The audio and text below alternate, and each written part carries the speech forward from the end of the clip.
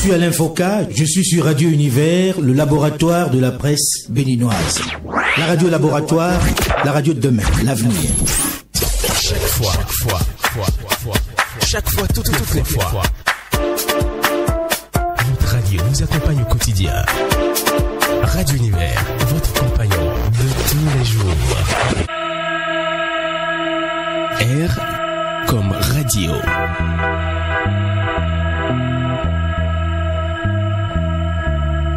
U comme univers. Radio Univers, au cœur de votre univers, depuis 1990. Radio Univers. R-U.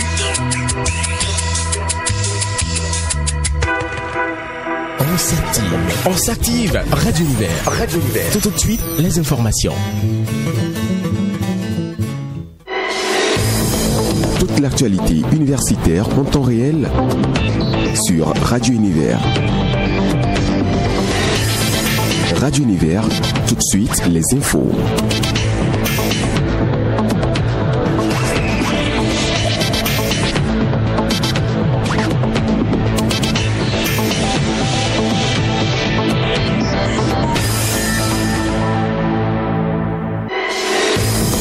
Toute l'actualité universitaire en temps réel sur Radio Univers.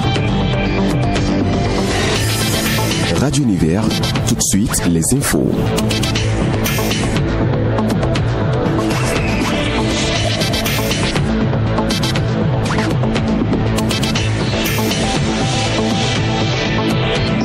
Radio Univers, le 13h.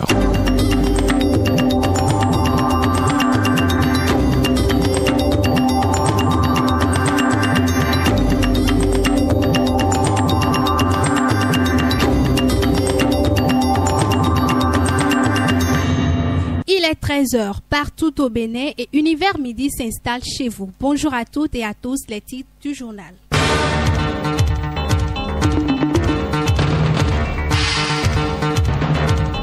Premier contact avec les micros depuis ce matin pour les stagiaires de la promotion 2024 de Radio Univers. Ils procèdent ainsi à leur baptême de feu, reportage des premiers instants à suivre dans cette édition de baptême de feu.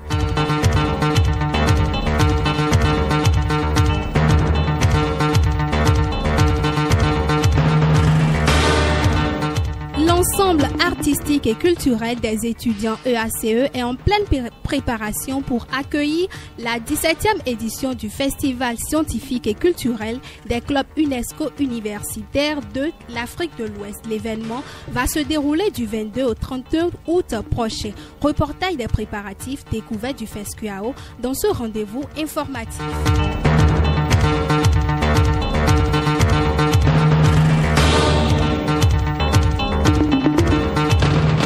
Question scientifique au cœur de ce 13h, les sciences humaines, sociales et les langues sont-elles aussi des sciences de la recherche? Avec des chercheurs scientifiques, Olivia Togan répond à la question dans l'exceptionnel dossier sciences de ce dimanche.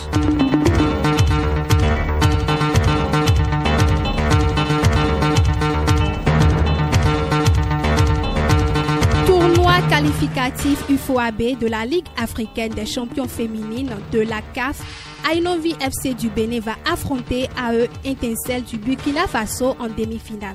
Pendant ce temps, le Bénin a effectué son entrée en compétition pour le compte de la Coupe du Monde de bras de fer sportif ce jour. Claude Adiban était au charbon.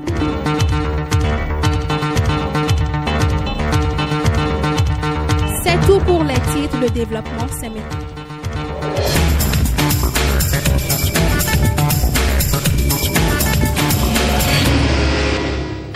Bonjour, merci de nous préférer. Une équipe de la Direction générale de l'enseignement supérieur descend demain dans les écoles privées d'enseignement supérieur. Le but visé par cette visite est de collecter des données et de faire un contrôle de routine afin de s'enquérir de l'évolution des activités pédagogiques dans ces établissements privés. C'est une information publiée par Issaka Youssao Abdul Karim, le directeur général de l'enseignement supérieur. Je co-présente présente la suite de cette édition avec Karine Aligbono. Karine Aligbono, bonjour. Jasmine Agombo, bonjour. Des jeunes journalistes font leur premier contact au micro aujourd'hui. Ce sont les stagiaires de la promotion 2024 de Radio Univers, du réveil matinal à l'émission Actualité au quotidien, en passant par Univers Matin. Ils ont touché du doigt les réalités du studio et de la cabine technique. Condensé et description de la première journée proposée par Samuel Kako. C'est dimanche. Réveiller en douceur, se détendre. Premier mot mis en onde ce matin pour le compte du baptême de feu. C'est l'émission Univers 6-9 qui couvre les programmes de la journée. Vous accompagnez au menu de cette matinale à Univers 6-9. Le réveil est fait. Il faut s'informer. C'est l'exercice auquel s'est confrontée l'équipe de la rédaction pour Univers Matin. Vous faites bien de suivre les programmes de la station universitaire. Bonjour à tous, il est l'heure de vous informer. Prise de micro, diffusion de son et co-présentation, c'est l'ossature des présentations. Actualité au quotidien n'a pas échappé. Nous allons parler de la valeur et portée des séances d'orientation des nouveaux bacheliers. Pour le reste de la journée, les stagiaires ont couvert les tranches du jeu radiophonique, Univers Midi, Hypnose et d'autres programmes. De retour en studio pour la seconde manche de cette émission, le Don Romé Boy nous embarque dans cette aventure avec... Toutes ces émissions sont conduites par les collègues du service de la technique.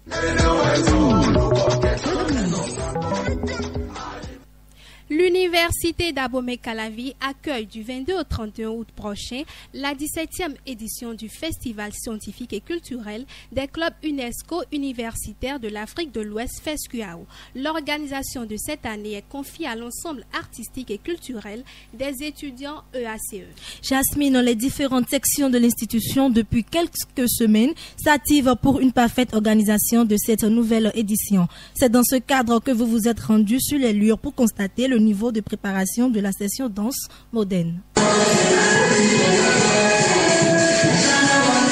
Dansant au son de belles sonorités, les artistes de la section danse moderne exécutent les derniers pas pour le FESCUAO 2024. Les 20 heures passées de 25 minutes affichées à notre pendule n'ont pas impacté le dévouement, l'engagement et l'art sur leurs yeux. Complicité, cadence ont pris place dans une salle apprêtée pour l'occasion. Tout semble bien se dérouler au niveau des danseurs, au milieu des sueurs causées par l'intensité de la répétition. On veut que les choses évoluent bien, mais des fois, ça manque de souffle, de l'inspiration, mais on gère avec. Pour le moment, c'est pas mal. Ça se passe très bien, puisqu'il faut juste des arrangements à propos du tableau, ce départ pour être au point pour le festival. On travaille beaucoup, on s'exerce, passe des nuits blanches à travailler. On est souvent épuisé, mais on gère. À 4 jours du démarrage de ce festival, les derniers tableaux de danse sont visités par les artistes de l'EACE.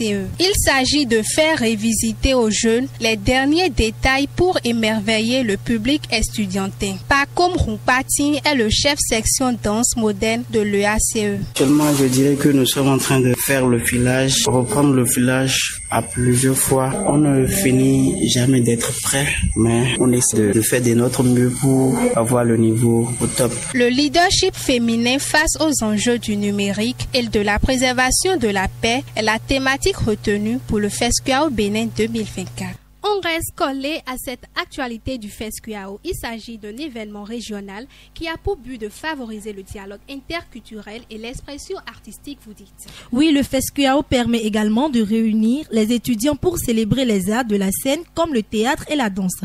Cette production de Chabel Kounon va à la découverte de ce grand rendez-vous. Créé en 1987 par le réseau des clubs pour l'UNESCO de l'Afrique de l'Ouest, le FESCUAO se tient chaque 2 ans autour de la célébration des valeurs artistiques et culturelles de l'Afrique. Avec une participation massive de plusieurs centaines de personnes, il est un rendez-vous de découverte et de valorisation des talents. Le Bénin participe à chaque édition avec l'EACE. Jean-Luc Nyambode en est le directeur. Et ce festival est une activité qui se déroule de façon rotative dans les différents pays membres du réseau. L'intérêt pour le Bénin de participer, c'est de contribuer à renforcer la cohésion sociale au sein de la sous-région, parce que au-delà de tout, en tant qu'UNESCOsiens, nous considérons que la sous-région ouest africaine constitue un espace géographique qui se doit d'être unifié pour avoir une certaine force la sphère mondiale. Avec la première édition qui s'est déroulée en 1990 au Burkina Faso, le FESCUAO au fil des années s'est imposé comme une fête culturelle et un excellent moment de rencontre et de solidarité. Aristide Setting, responsable à la communication du FESCUAO Bénin 2024. Ce festival a été créé en 1987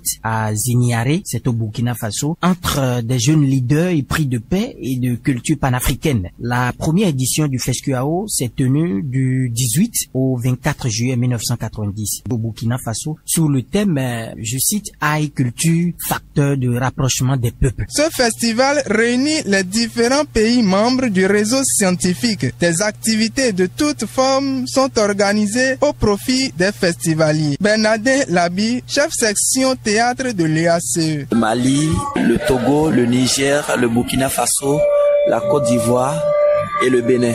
Ce sont ces pays-là qui forment le réseau scientifique des clubs UNESCO universitaires de l'Afrique de l'Ouest, où tous les membres, ou du moins les festivaliers, se rejoignent dans l'un des pays de l'Afrique de l'Ouest, le pays qui accueille bien sûr le festival pour vivre ensemble 10 jours d'activité, 10 jours de partage, 10 jours d'expérience et 10 jours d'échange surtout. La 16e édition du Festival scientifique et culturel des clubs UNESCO universitaires de l'Afrique de l'Ouest, FESCUAO, s'est tenue à Lomé au Togo du 27 août au 7 septembre 2022.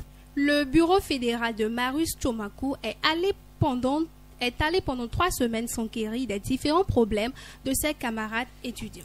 Du 25 juillet au 15 août, tous les membres du bureau sont descendus sur les différents campus universitaires. L'heure est actuellement au bilan. Pour la cause, Aristide Razoumé reçoit en entretien le premier responsable de la fédération. Le président Marius Tchomakou répond à ces questions. On suit.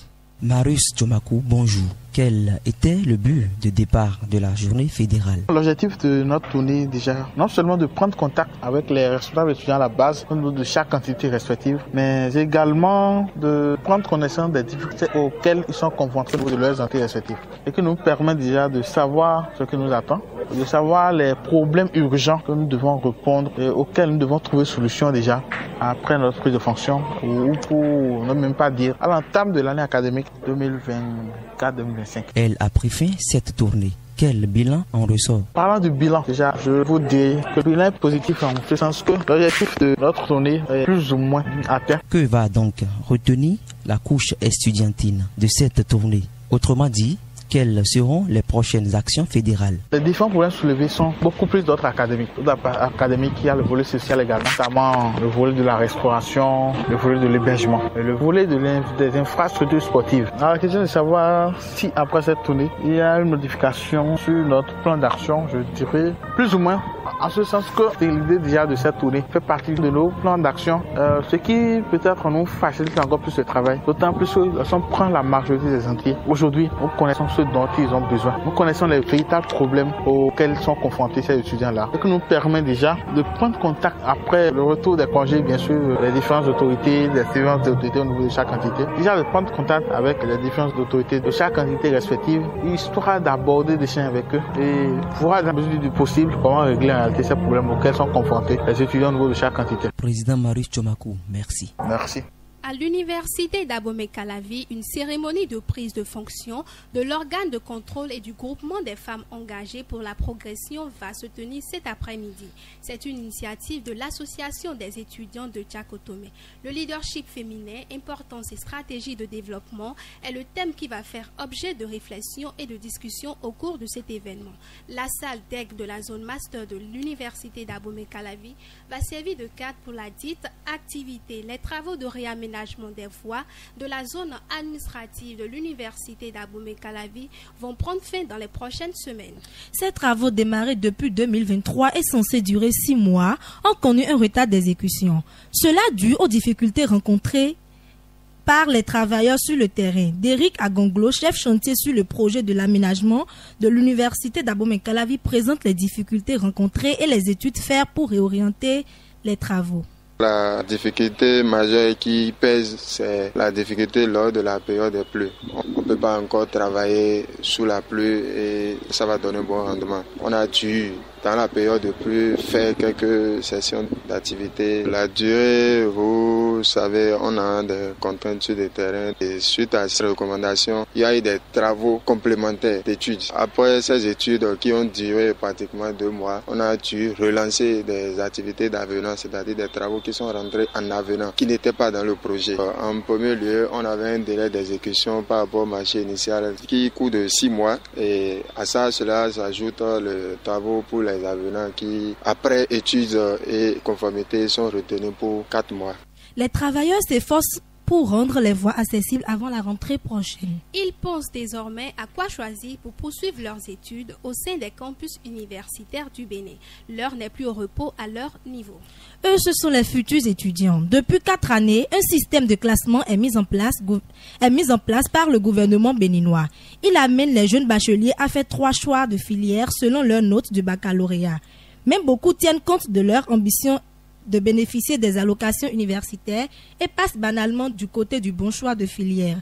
Alors, question, le système de classement des nouveaux bacheliers leur profite-t-il vraiment dans la suite de leurs études? Spécialistes en orientation et pédagogues en parlent dans cette production. Le système de classement des nouveaux bacheliers répond de moins en moins aux attentes de ces derniers. Les nouveaux étudiants choisissent parfois des facultés qui ne reçoivent pas leur assentiment. Ceci entraîne directement la mise de côté de certains aspects essentiels comme les aptitudes professionnelles. Marcelin Koba, expert en éducation et conseiller en orientation universitaire et choix de carrière. J'avoue que ce n'est pas du tout ce qu'il faut pour répondre aux exigences du monde dans lequel nous sommes, en commençant par l'économie béninoise. Dans la mesure où, quand on le fait comme ça, on se rend compte que les élèves ou les nouveaux étudiants se retrouvent dans des entités qui n'ont pas souhaité être et sont obligés parce qu'il y a la bourse, l'allocation financière mensuelle ou quelque chose ou un intérêt donné. Ils sont obligés de faire le cycle là jusqu'au bout, 3 ans minimum, et tout en sachant que c'est pas ce qu'ils veulent, tout en sachant que cela n'est lié à aucun objectif, tout en sachant qu'ils n'ont aucun plan derrière cette formation. Le conseiller en orientation professionnelle Childéric Sessou abonde dans le même sens. Pour lui, ce mécanisme a pour seul avantage l'obtention du diplôme. Il ne garantit aucun avenir prometteur aux détenteurs. Au plan académique, ce dispositif aide parfaitement à la réussite de l'étudiant. Mais au plan professionnel, ça ne donne pas une garantie. Ça aide juste l'étudiant à avoir ses diplômes, à bien suivre ses formations. Mais quand il va finir, rien ne garantit que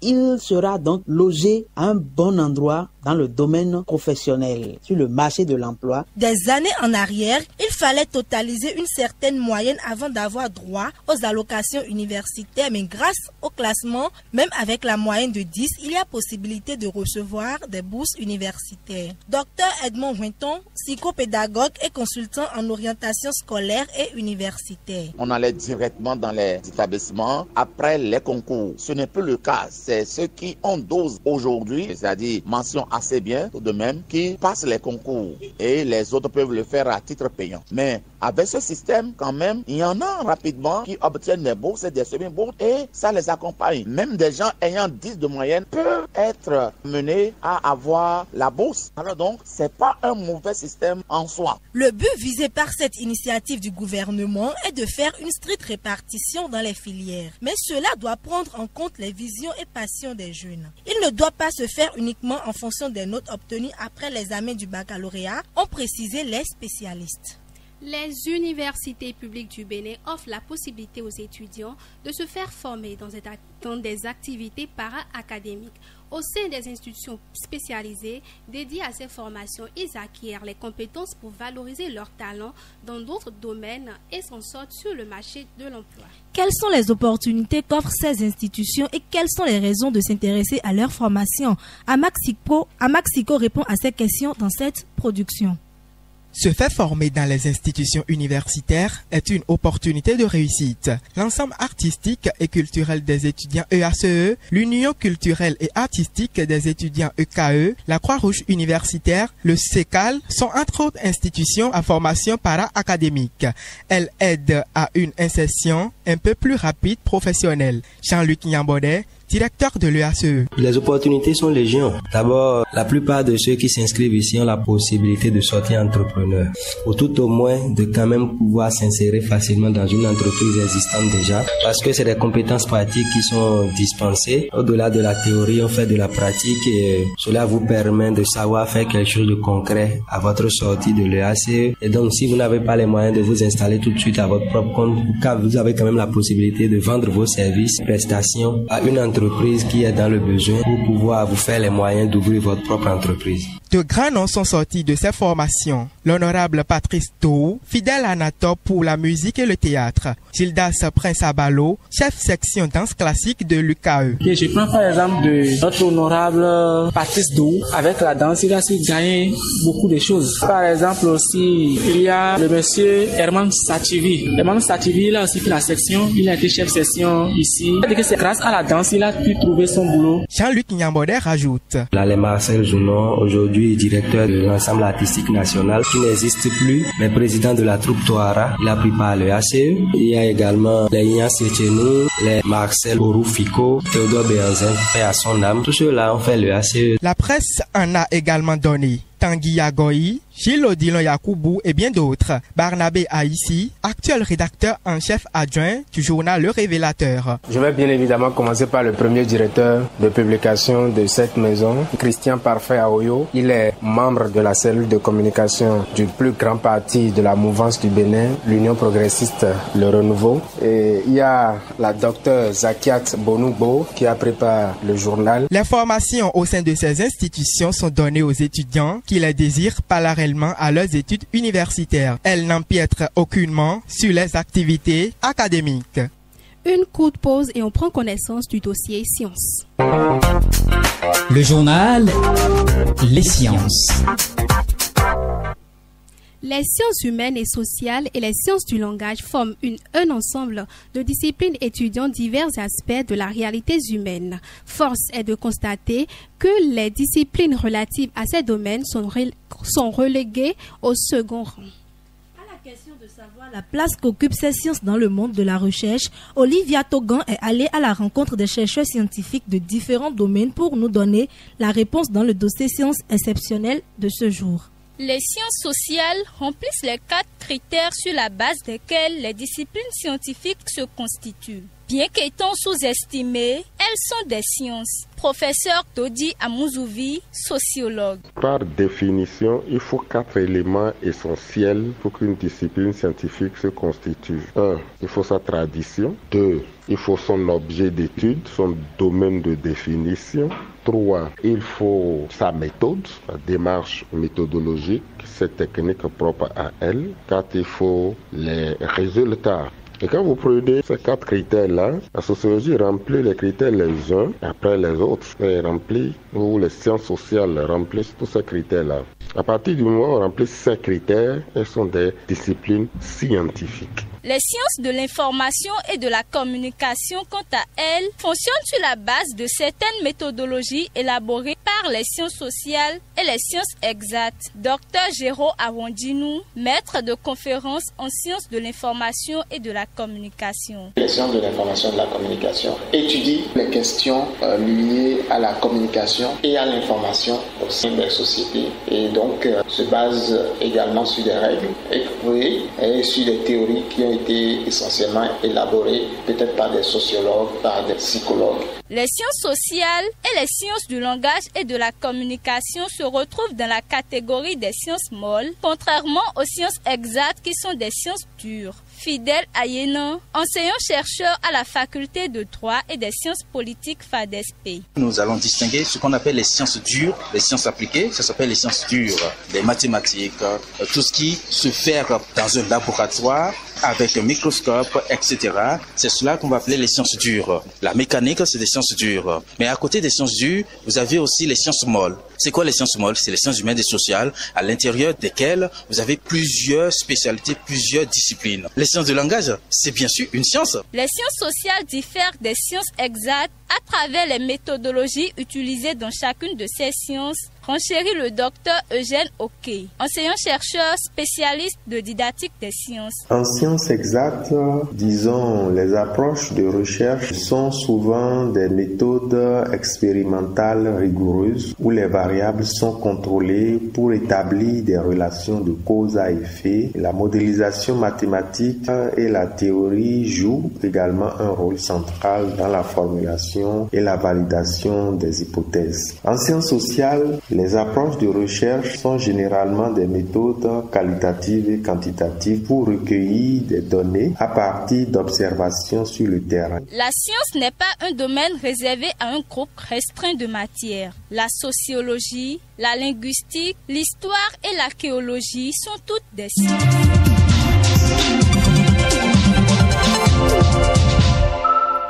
Lors de l'ouverture de la deuxième session extraordinaire de l'Assemblée nationale au titre de l'année 2024 tenue le 30 juillet dernier, les députés de la 9e législature ont adopté une nouvelle loi fixant la fête annuelle des religions traditionnelles en République du Bénin. Une nouvelle date est fixée pour cette fête. Cette loi dispose que la fête des religions traditionnelles va désormais commémorer chaque deuxième vendredi du mois de janvier. Elle dispose aussi que ce vendredi et sa veille vont être chômés, payés et fériés. Dans cette production, on a recueilli les avis de quelques personnes qui s'intéressent à la culture. C'est une production de Chabel Kounon.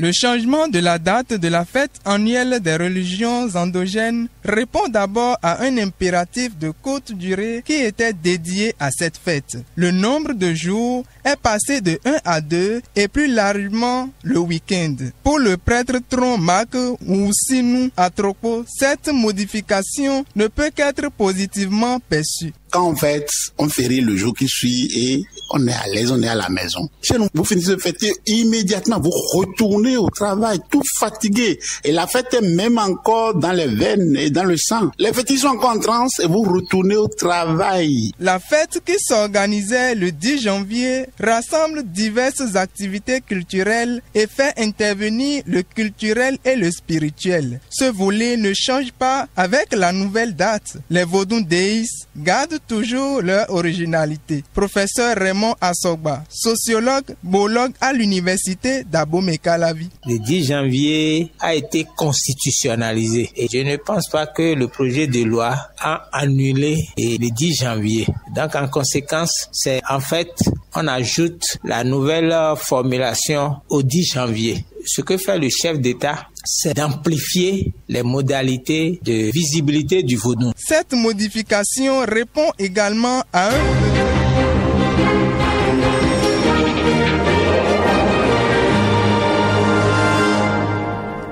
Bonjour à Maxico. Jasmina Gomba, bonjour. 20 étudiants en médecine, dont 12 venant de Jos, de l'état de Plateau, et 8 de Maïdoukouri, dans l'état de Borno, ont été enlevés dans l'état de Benue, au Nigeria, le 15 août dernier. Selon le communiqué publié hier par la Fédération catholique des étudiants en médecine et dentaire nigériane, FECAN, ces étudiants ont été enlevés lorsqu'ils se rendaient à leur convention annuelle à Enugu.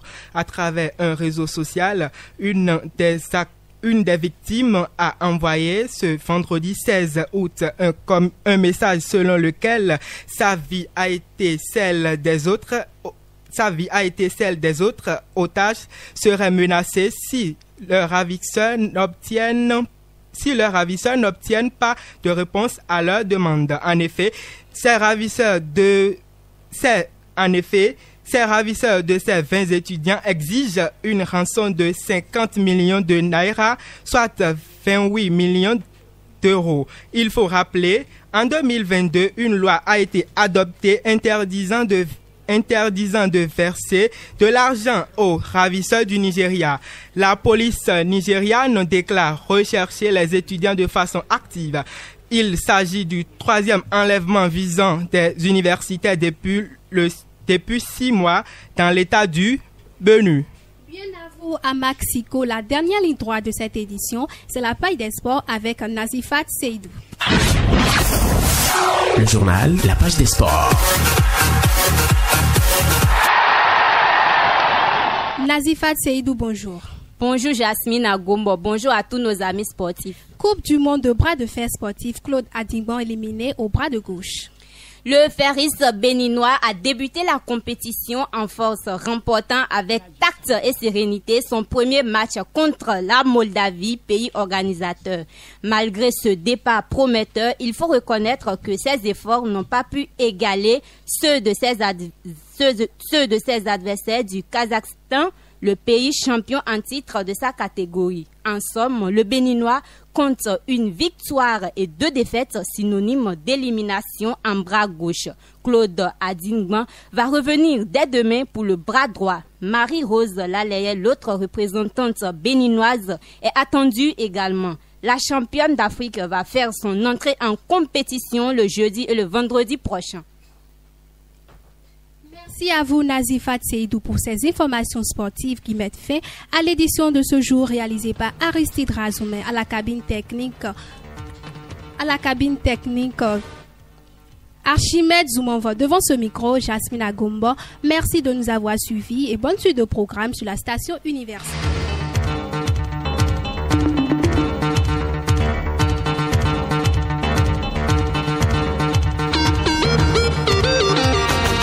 Une référence.